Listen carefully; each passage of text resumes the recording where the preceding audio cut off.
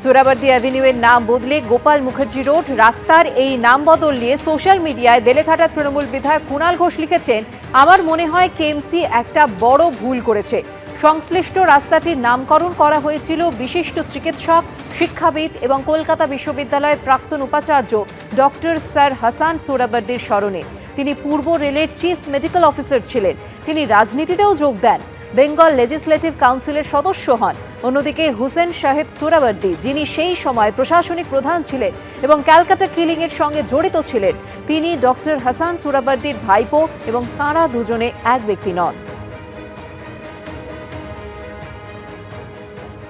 সোহরাওয়ার্দী দুজন, যার কথা বলা হচ্ছে, অর্থাৎ ক্ষমতার অপব্যবহার করেছেন এবং বহু মানুষের ক্ষতি করেছেন, তিনি হচ্ছেন হুসেন শাহিদ সোহরাওয়ার্দী, যিনি বাংলার একেবারে প্রশাসনের শীর্ষস্থানে ছিলেন, যার নামে রাস্তা, তিনি ডক্টর স্যার হাসান সোহরাওয়ার্দী সম্পর্কে বিতর্কিত সোহরাওয়ার্দীর কাকা।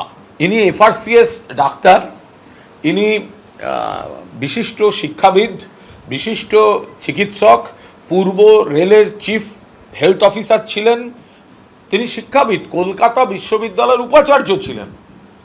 আর তার ভাইপো হচ্ছেন বিতর্কিত বা কুখ্যাত হুসেন সোহরাওয়ার্দী, যিনি নানা অপকর্মের সঙ্গে তার নাম আছে। এখন কলকাতা পুরসভা ভাইপোকে শাস্তি দিতে গিয়ে কাকাকে শাস্তি দিয়ে ফেলেছে। আর এই প্রসঙ্গে কি বলছেন অধ্যাপক বিমল শঙ্কর? দেখুন, ওই রাস্তাটার নাম দেওয়া হয়েছিল সোহরাওয়ার্দী এভিনিউ। আর বাঙালির মননে সোহরাওয়ার্দী কে? তাকে বলা হতো কলকাতার কসাই। হাসান সোহরাওয়ার্দী এভিনিউ এটা কেউ কোনো কালে বলেনি, বলেছে সোহরাওয়ার্দী এভিনিউ। গোপাল মুখার্জি, যে মানুষটা সেই সময় বাঙালি হিন্দু রক্ষাকর্তা হিসেবে নিজেকে প্রতিষ্ঠিত করতে পেরেছিল, দাঁড়িয়েছিল একদম বুক চিতিয়ে, শোনা যায় সেই সময় বিধানচন্দ্র রায়ের মতো মানুষরাও তাকে বলেছিলেন যে ওরে হিন্দুদের বাঁচানোর জন্য কিছু একটা কর। সেই মানুষটাকে আমরা কোন সম্মানটা দিয়েছি? ফলে গোপালচন্দ্র মুখোপাধ্যায়ের নামে রাস্তার নামকরণ নিয়ে আমার কোনো আপত্তি নেই, বরং আমি মনে করি ঠিক কাজ হয়েছে।